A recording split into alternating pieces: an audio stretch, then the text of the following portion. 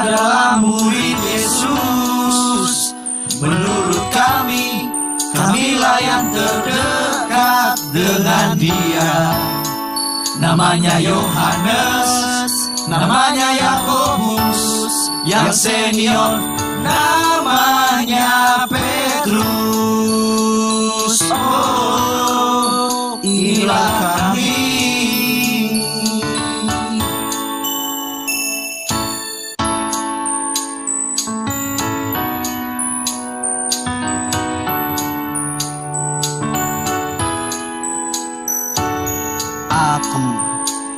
Aku adalah Petrus. Orang lain memanggilku dengan sebutan Kefas. Aku yang paling senior dari antara murid-murid Yesus. Yesus pertama kalinya. Hei, Yohanes. Yesus ubahku, Dia baharui dari penjala ikan jadi penjala manusia.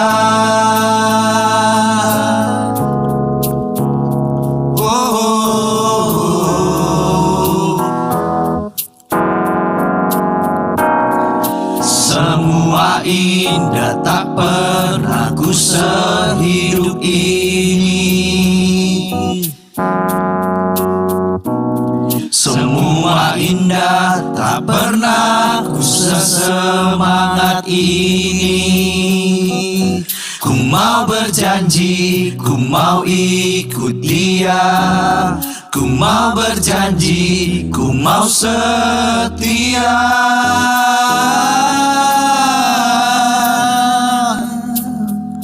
Dari semua pengalaman menakjubkan ini, kurasa aku yang paling mengenal Dia.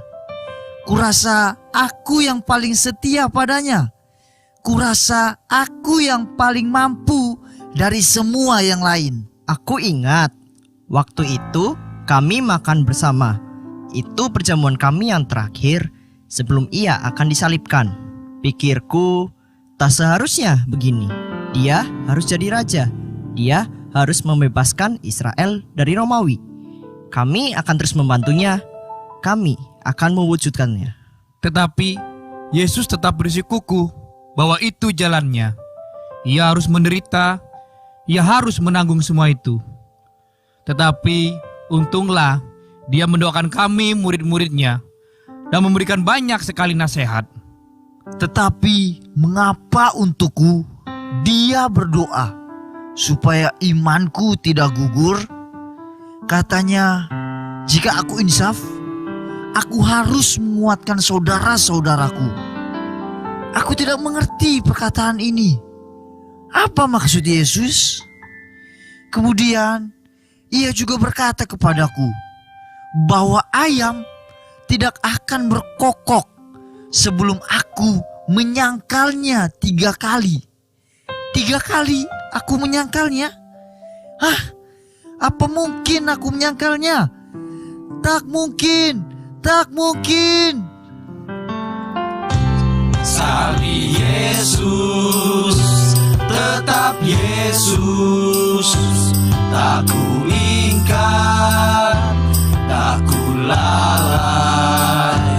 Sekali Yesus, tetap Yesus. Itu janjiku dan imanku. Tak ku sangka, tak ku hianati, tak ku lari, tak ku takut, takkan ku takut. Tak mungkin aku menyangkalnya. Itu pikirku tadinya.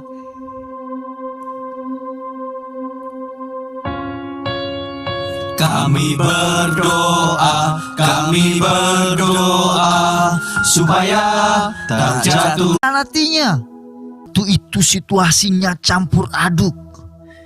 Kami semua tercerai-berai. Aku takut. Tetapi aku pun berani. Aku memotong telinga Malkus untuk menunjukkan seberapa aku sangat membela Yesus. Bagaimana mungkin aku menyangkalnya?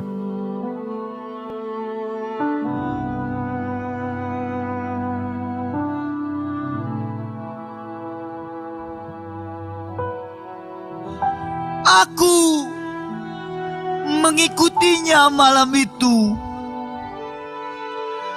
Aku tahu ketika mereka mempermalukan dia. Aku tahu ketika ia difitnah. Aku tahu ketika ia diperlakukan tidak adil. Aku tahu bagaimana Mahkamah Agama mencari saksi palsu untuk memberatkannya.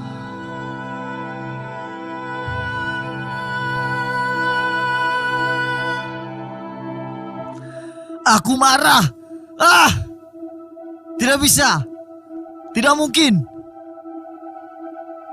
Tidak boleh. Aku tidak terima guruku diperlakukan demikian. Waktu itu semalaman aku terus berpikir, mengapa semua ini terjadi? Mengapa ia menyerahkan dirinya? Kenapa ia tidak melawan? Kenapa ia tidak lakukan saja salah satu dari mujizatnya? Hei kamu! Hei kamu! Ya, kamu.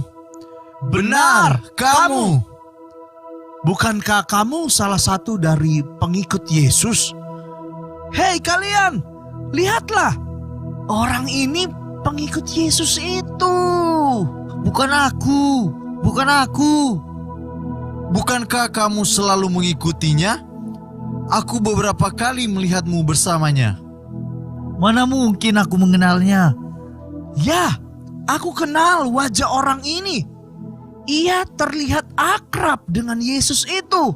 Sungguh, aku benar tidak pernah bersamanya. Apalagi aku mengenalnya. Aku tidak tahu apa yang kalian maksud.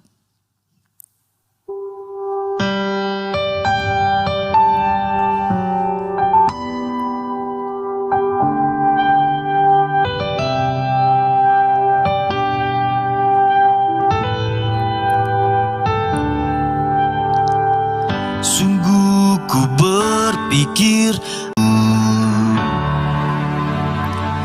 dia mati berkorban bagiku, agar ku hidup tuh genapi kehendaknya. Waktu itu aku tahu apa yang terjadi dengannya. Ketika ia mati, bahkan hal-hal ajaib yang menunjukkan bahwa ia benar-benar Allah. Tapi satu pertanyaan dalam diriku waktu itu. Apakah dengan semua kesalahan yang kulakukan, akankah dia mengampuniku? Akankah dia memulihkanku? Akankah... Petrus, tak kami sangka, bukankah kau yang paling berani di antara kami? Tapi justru kamu menyangkalnya. Bagaimana bisa? Ya Yakobus, jika mengingat itu, aku merasa sangat bersalah kepadanya. Tetapi syukurlah, pengorbanan yang ia lakukan juga turut menghapuskan kesalahanku yang sangat besar kepadanya. Jika ku ingat saat ia hendak disalibkan, bagaimana mudahnya aku menyangkalnya.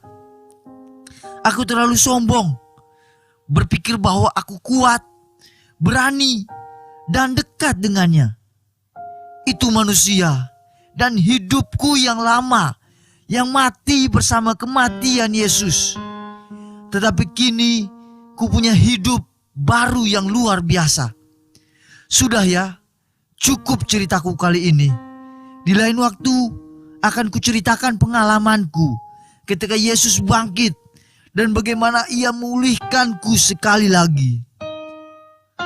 Akan kuceritakan bagaimana kasih dan komitmenku padanya makin kuat.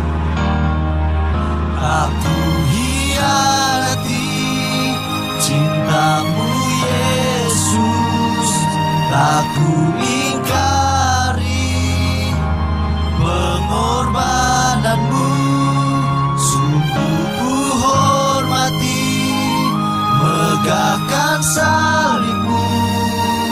Sekali Yesus, hanya Yesus, tak ku hianati cintamu Yesus, tak ku ingkari pengorbananmu, sungguh ku hormati megahkan salibmu.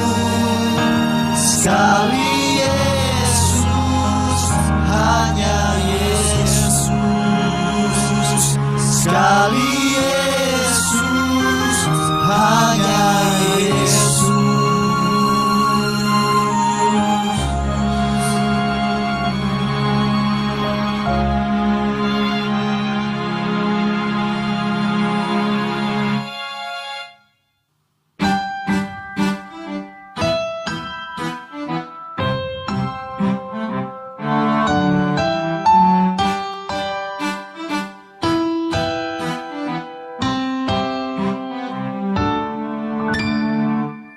Matahari bersinar lagi, hari yang baru Engkau beri, kesempatan baru Kau beri, hidup yang baru Engkau beri.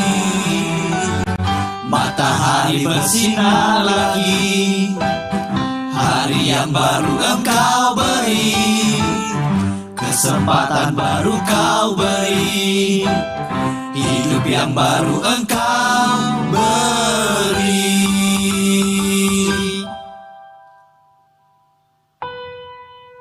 Petrus, lanjutkan cerita tentang pengalamanmu dalam mengiring Yesus. Benar, lanjutkan ceritamu beberapa waktu yang lalu. Penyangkalan yang kamu lakukan saat itu adalah kesalahanmu yang sangat besar pada Yesus. Benar. Ya, penyangkalanku terhadap Yesus merupakan kesalahan yang terbesar. Aku tersadar saat aku bertatapan mata dengannya. Aku marah pada diriku sendiri. Betapa menyedihkannya diriku saat itu. Tentu kalian ingat berbagai peristiwa ajaib menjelang kematian Yesus. Hal-hal supranatural yang terjadi di Bukit Golgota. Tetapi ada hal lain yang lebih spektakuler, yaitu kebangkitannya. Betul sekali. Ya benar, peristiwa kebangkitannya memang benar-benar hanya dimungkinkan oleh kuasa surga. Tak ada manusia yang mampu melakukannya. Kematiannya, kebangkitannya, bukti kuasa Tuhan atas semesta. Kematiannya, kebangkitan. Ya. Lalu menjelang paginya, mujizat itu terjadi saat kalian melihat Yesus. Tangkapan kalian luar biasa. Banyak sekali dengan kondisi jala yang seharusnya tidak bisa untuk menangkap ikan sebanyak itu. Tuhan kita benar-benar luar biasa hebat. Tetapi aku penasaran, kapan kamu merasakan titik balikmu terjadi? Saat mujizat itu terjadi? Setelah peristiwa yang heran itu, di saat itu aku merasakan bahwa Ia masih mengasihiku, bahkan setelah apa yang aku lakukan padanya. Ku dikasihi oleh Dia yang berkorban bagiku. Ku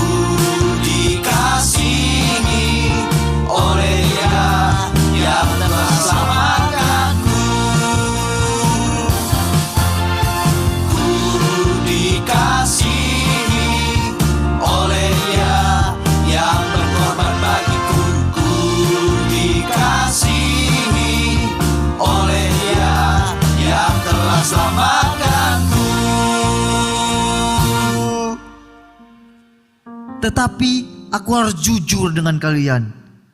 Bahkan setelah hal-hal yang ajaib yang aku alami itu, jujur, memang aku sangat senang. Tetapi di benakku masih ada keraguan di dalam diriku. Ada ketakutan yang begitu besar bila mana aku kembali menyangkalnya. Aku tahu Dia berkuasa mengalahkan maut, menang atas dosa. Aku tahu Dia berkuasa, Dia buka jalan kita ke surga. Aku tahu Dia berkuasa, Dia sumber mujizat keajaiban. Aku tahu Dia berkuasa atas seluruh hidupku dan masalahku. Aku tahu Dia berkuasa, Dia sumber mujizat keajaiban. Aku tahu Dia berkuasa atas seluruh hidupku dan masalahku.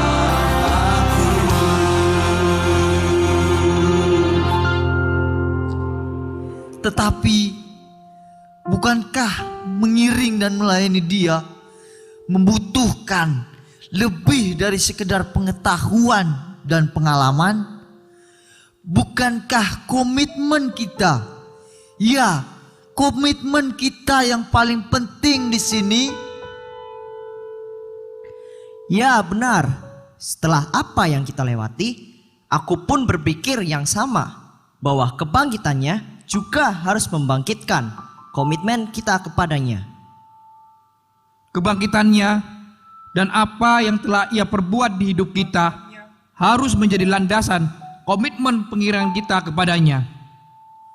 Bukankah Ia pernah berkata bahwa akan datang masa yang lebih sukar yang bisa saja menggoncang iman kita?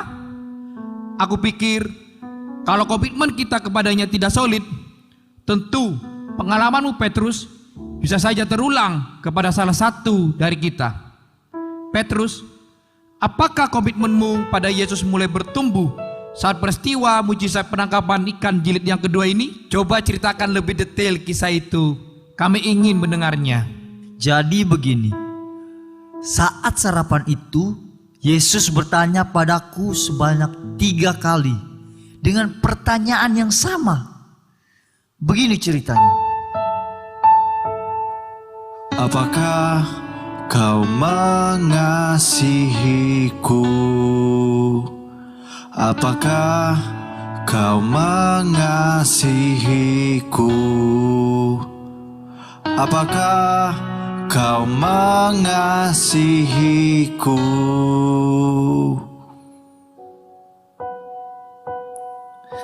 Tuhan, Kau tahu ku mengasihimu.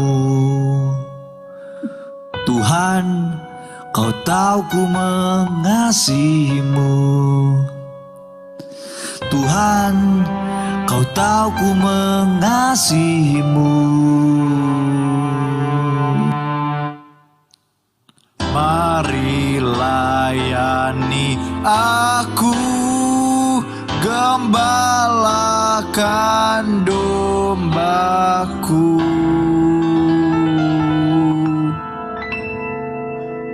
Mari jadi alatku, jadi penjala manusia.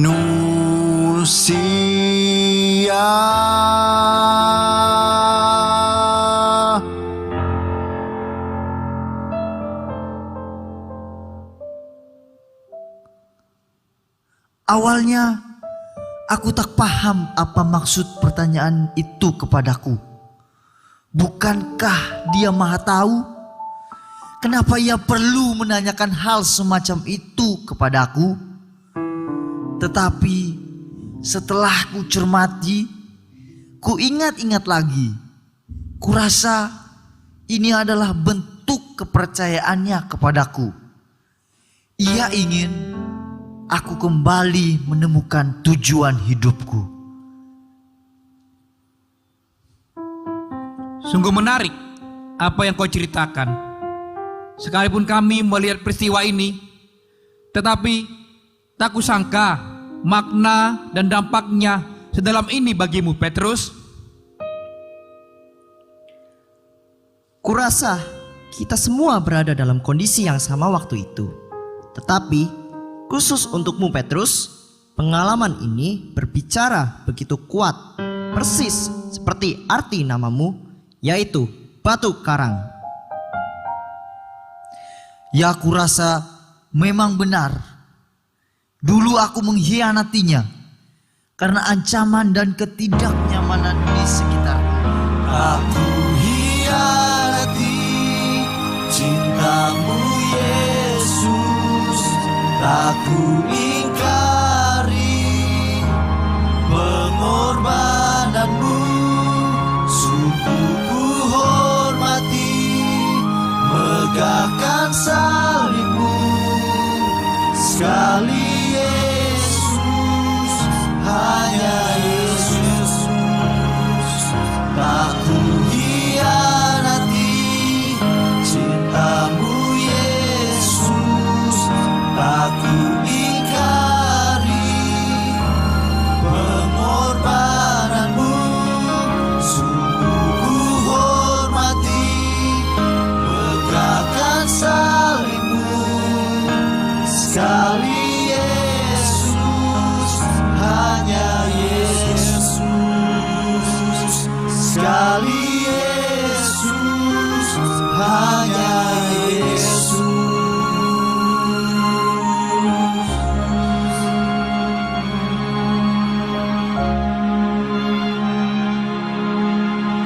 Tetapi melalui peristiwa ini, komitmenku kepadanya makin kuat.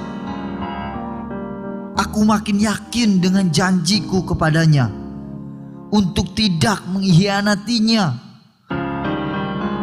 walau apapun yang terjadi di sekitarku.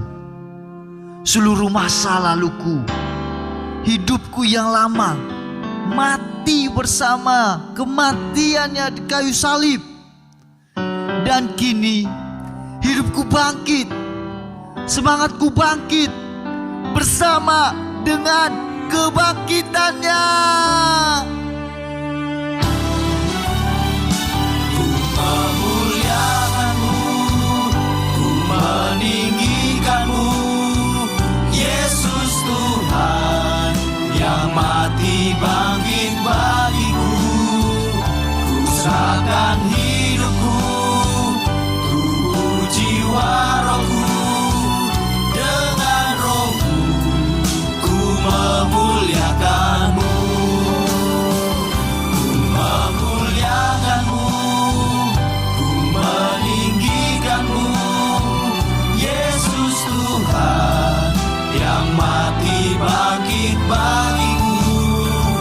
Ku serahkan hidupku, tubuh jiwa rohku, dengan rohmu ku memuliakanmu.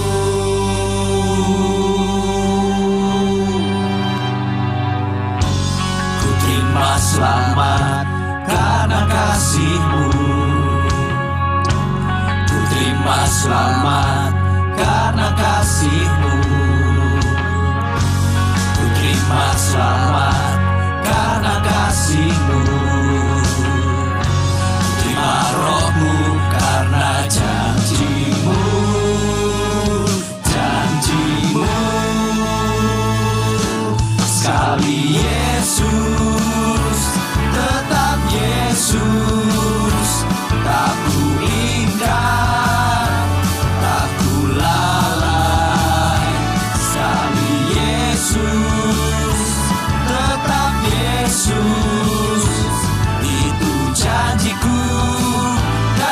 Mari kita bangkit berdiri, kita katakan sekali Yesus. Yesus, tetap Yesus, tak ku ingkar, tak ku lalai.